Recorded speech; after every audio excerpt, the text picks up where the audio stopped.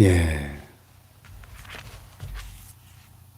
솔로몬의 지혜서 잠언의 단편 모음집 계속해서 의인과 악인에 대해서 또 지혜로운 자와 어리석은 자에 대해서 또 교만한 자와 겸손한 자, 부지런한 자와 게으른 자, 정반대의 두 인생을 흑백 대비로 계속해서 대조 비교하면서 우리에게 강렬한 교훈을 주는 그런 패턴이 10장부터 지금 계속되고 있습니다. 근데 이 잠언에 보면 특별히 이 말의 중요성, 우리 사람의 이 입술이 가지고 있는 그 어마어마한 힘에 대해서, 권세에 대해서 좀 자주 반복해서 강조하고 있습니다. 또 하나는 그 재물의 중요성, 재물 관리의 중요성. 사람이 돈에 대해서 어떤 태도를 가지고 살아가느냐. 이것이 지혜로운 자와 어리석은 자를 또 갈라놓는 중요한 분기점이 되죠. 예. 그래서 오늘 이 말씀의 제목을 보면 말을 조심하고 재물을 다스리는 지혜 이렇게 되어 있어요.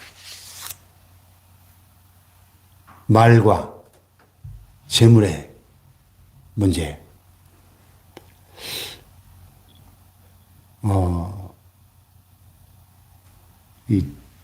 참 저에게 이렇게 찔림이 되고 부족함이 되는 주제예요, 사실. 왜냐하면 제가 참 이게 말 실수를 자주 하는 편이거든요. 그래서 잠언에 보면 이 말에 대한 그런 교훈이 자주 나오는데 잠언을 읽을 때마다 참 제가 이렇게 찔림을 받고 제 자신을 많이 돌아보게 되거든요. 또 이 재물, 이 돈 문제, 참 제가 이 경제관념이 부족해가지고 이 재물을 다스리는 지혜가 많이 부족한 사람이거든요. 그래서 이 잠언을 볼 때, 또 재물관, 재정관에 대해서도, 교훈을 많이 얻습니다. 우리가 다 부족하죠. 그래서 야고보서에 보면 우리가 다 실수가 많으니 만일 말에 실수가 없는 자라면 곧 온전한 사람이라. 그의 온몸도 굴레 씌우리라. 그 사람의 인격의 성숙함의 척도가 뭐냐? 말. 그 입에서 나오는 말이 얼마나 신중하고 또 실수가 없는가. 말이 많으면 허물을 면하기 어렵다. 이런 또 잠언의 말씀도 있었죠. 그래서 오늘 이 말씀을 통해서 우리는 첫 번째로 우리의 이 언어 생활을 돌아보는 이 아침이 되기를 축복합니다. 언어 생활. 자, 여기 2절에 보니까 그랬죠. 사람은 입의 열매로 인하여 복록을 누리거니와 마음이 괴사한 자는 강포를 당하느니라. 참 무슨 뜻인지는 알겠는데 참 이 단어들이 어렵네요. 그렇죠? 복록, 괴사, 강포 이런 단어도 우리가 현대인들이 안 쓰는 단어거든요. 참 번역이 아쉬워요. 그래서 하나님 말씀은 알아듣고 그대로 살라고 주신 말씀인데 지금 35년째 목회하는 저에게도 이 말들이 어려워요. 단어가. 그렇죠? 복록, 괴사, 강포 이게 빨리 뜻이 확 안 들어와요. 그 설명이 필요해. 그 설명이 필요 없는 단어로 바꿔야 되는데 쉬운 말로. 그죠? 자, 사람은 입의 열매로 인하여 복록을 누린다. 복록이 뭐예요? 복록. 그래서 여기 생명의 삶 해설을 보니까 복록이란 하나님이 천지를 창조하시고 보시기에 좋다라고 말씀하셨을 때 좋음이다. 이러니까 금방 이해가 되죠. 좋은 것들. 하나님이 6일 동안 천지를 만드실 때마다 하나님 보시기에 좋았더라. 하나님 보시기에 좋았더라. 좋았더라. 좋았더라. 그냥 하나님이 세상을 참 선하게 만드셨거든. 선하게. 좋게. 좋게. 그래서 우리가 하나님 만든 이 세상, 우리 인간들이 만든 것도 좋은 게 많지만 하나님이 만드신 그 자연 속으로 들어가 보면 다 저절로 야 좋다. 좋다가 나오잖아요. 그죠? 요즘 이렇게 가을이 깊어가는데 어제 목사님들하고 조금 이렇게 자연 휴양림을 좀 걷다 왔는데 얼마나 이 만추의 빛깔들이 아름다운지. 낙엽을 벌써 서울 쪽은 낙엽이 다 떨어졌어요. 숲이 그냥 완전히 가을 숲이에요.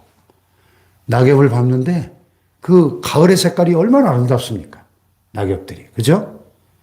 가을에만 느낄 수 있는 그 만추의 그 정취. 그 계곡에, 요새 비가 많이 와가지고, 막 계곡에 물이 그냥 콸콸콸콸콸콸 하는 물소리, 바람소리, 낙엽 밟는 소리. 하나님이 만드신 것은 흠잡을 데가 없어요. 그 가을 하늘. 또, 비가 와도. 좋잖아요? 네. 하나님은 세상을 너무 아름답게 선하게 만드셨어요. 그런데 이 말씀에 보니까 사람은 입의 열매로 인하여 하나님이 창조하실 때 너무나 보기 좋았던 그런 좋은 것들을 누린다는 거예요. 입의 열매로.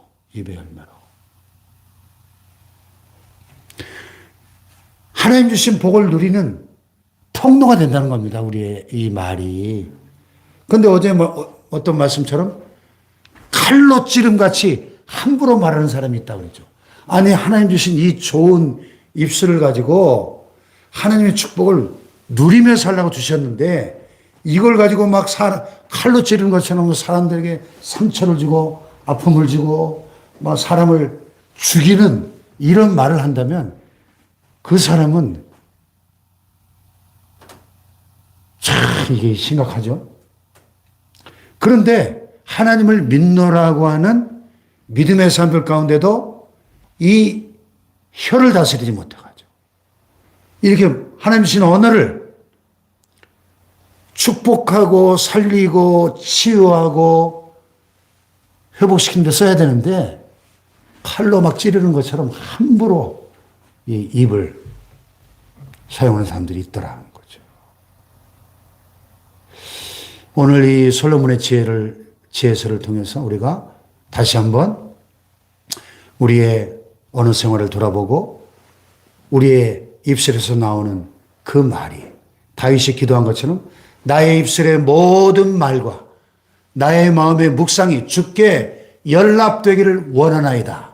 아멘. 이 기도가 있기를 바랍니다. 자, 사람은 입의 열매를 인하여 하나님의 축복을 누린다는 거예요. 또 여기 3절에 보니까 입을 지키는 자는 자기의 생명을 보존하나 입술을 크게 벌리는 자에게는 멸망이 오느니라 그랬습니다.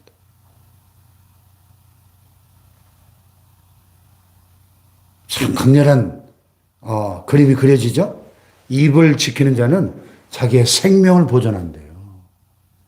우리의 언어 생활이 얼마나 중요하냐? 이거는 그냥 좋은 말 하냐, 나쁜 말 하냐, 말을 잘하냐, 못하냐의 문제가 아니라 이거는 죽느냐, 사느냐의 문제라는 거예요. 이 언어 생활이 생사가 달린 문제라는 겁니다. 입을 지키는 자는 자기의 생명을 보존하지만 입술을 크게 벌리는 자에게는 이 언어의 절제가 없는 사람에게는 멸망이 온대요, 멸망이. 얼마나 이게 심각한 문제인가요? 우리가 이 언어 생활의 심각성을 깨닫고 다윗이 기도했던 것처럼 하나님 내 입술에 파수꾼을 세워 주시옵소서. 입술에 보초병을 하나씩 세워두고 내 입술에서 나오는 말이 하지 말아야 될 말을 하지 않는 우리 입술에 파수꾼을 세우는 지혜로운 자들 되시길 축복합니다. 입을 지키는 자. 그런 뜻 아니에요? 입을 지켜라.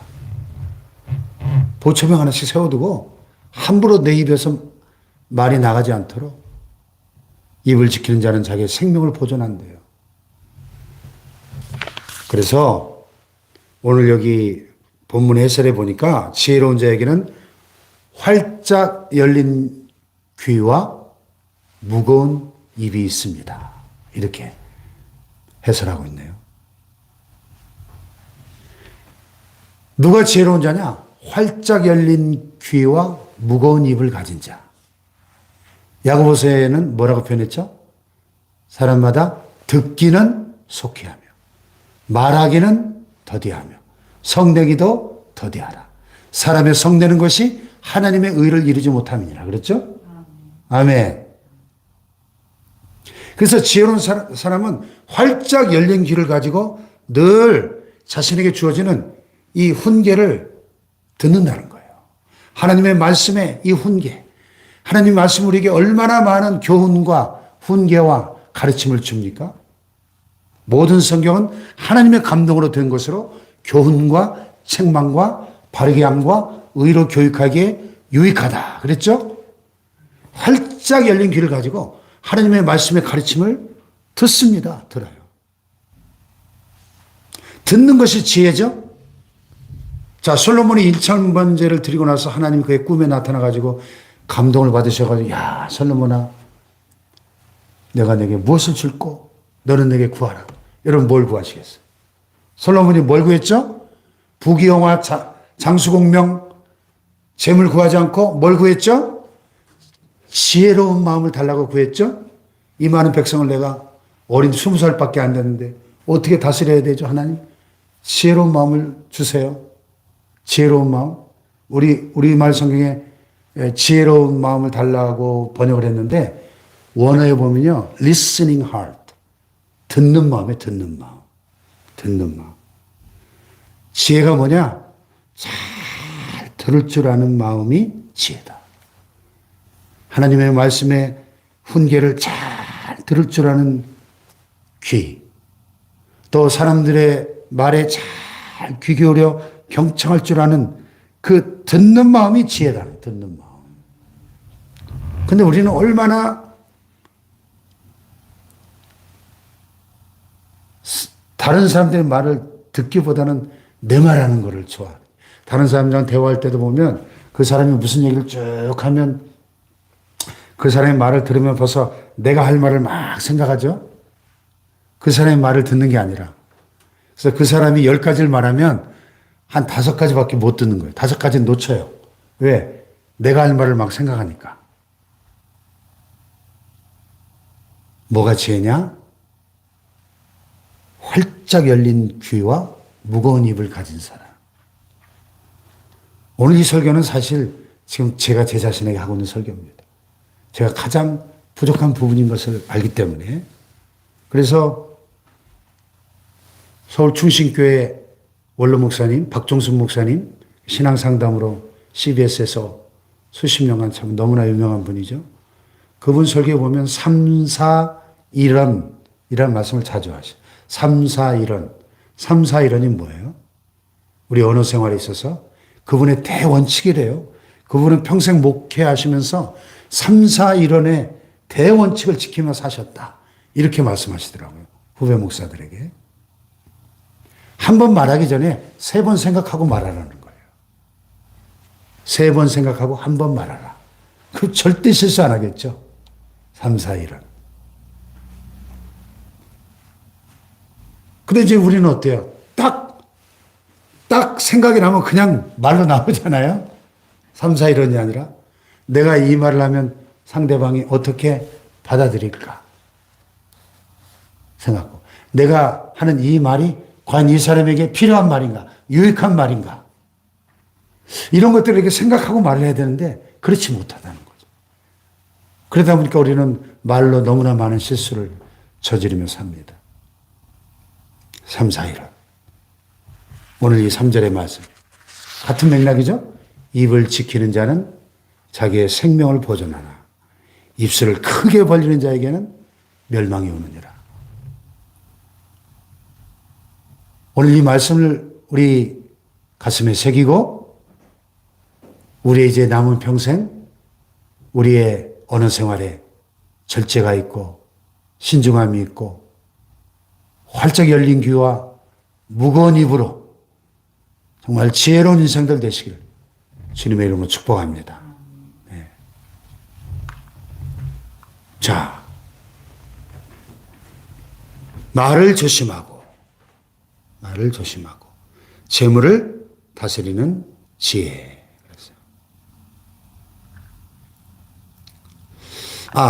또 한 가지 교만과 겸손에 대해서. 자, 1절에 보니까 지혜로운 아들은 아비의 훈계를 들으나. 다시 한번 이 듣는 것의 중요성을 강조하죠. 지혜로운 아들은 아비의 훈계를 들으나 거만한 자는 꾸지람을 즐겨 듣지 아니하느니라. 아비의 훈계. 우리가 자식들을 길러보지만 부모의 훈계에는 인생의 지혜가 있잖아요. 예. 자식들보다 수십 년 더 인생을 살아본 거기에서 오는 지혜가 있거든요. 아비의 훈계. 부모보다 자식을 더 사랑하는 사람이 어디 있어요, 이 세상에서. 사랑하는 자식들에게 주는 부모의 그 훈계 속에는 인생의 깊은 지혜가 담겨 있는 것이죠. 그러니까 아비의 훈계를 듣는 그 아들은 지혜로운 아들인 거죠. 자기를 가장 사랑하는 아버지가 그에게 주는 훈계 속에는 얼마나 인생의 소중한 지혜가 있겠어요. 하물며 우리를 이 세상 어떤 육신의 부모보다 사랑하시는 하나님께서 우리에게 주시는 하나님의 말씀의 이 교훈과 훈계 속에는 얼마나 소중한 지혜가 담겨 있겠습니까? 누가 지혜로운 인생일까요? 이 하나님의 말씀의 가르침을 한 절 한 절을 소중히 여기고 들을 줄 아는 그 사람이 지혜로운 인생이겠죠. 할렐루야. 네. 그런데 거만한 자는 꾸지람을 즐겨 듣지 않는데요.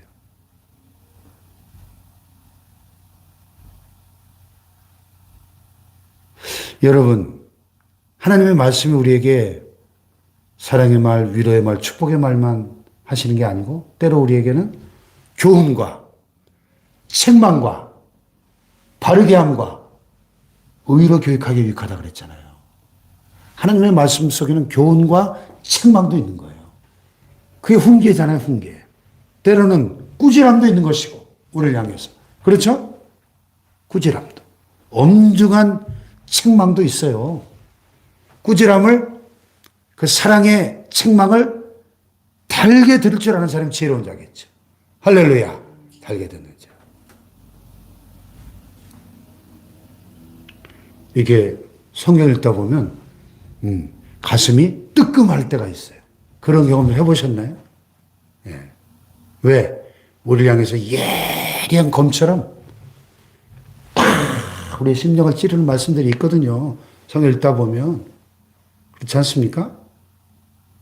고린도전서에 보면은 사도 바울이 고린도 교인들 향해서 엄청난 그 무게를 가지고 막 야단치죠. 고린도 교인의 그 많은 문제들 향해서.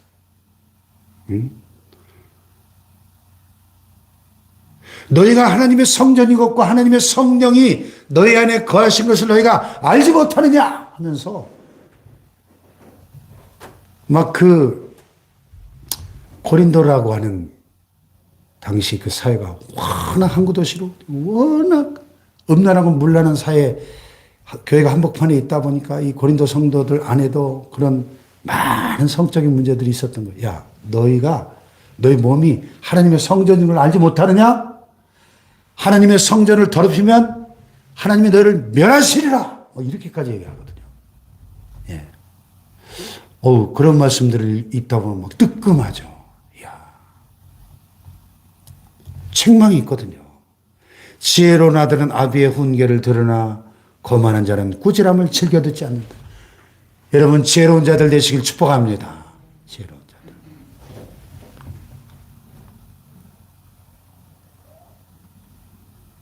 또 여기도 보세요. 10절에 교만에서는 다툼만 일어날 뿐이라.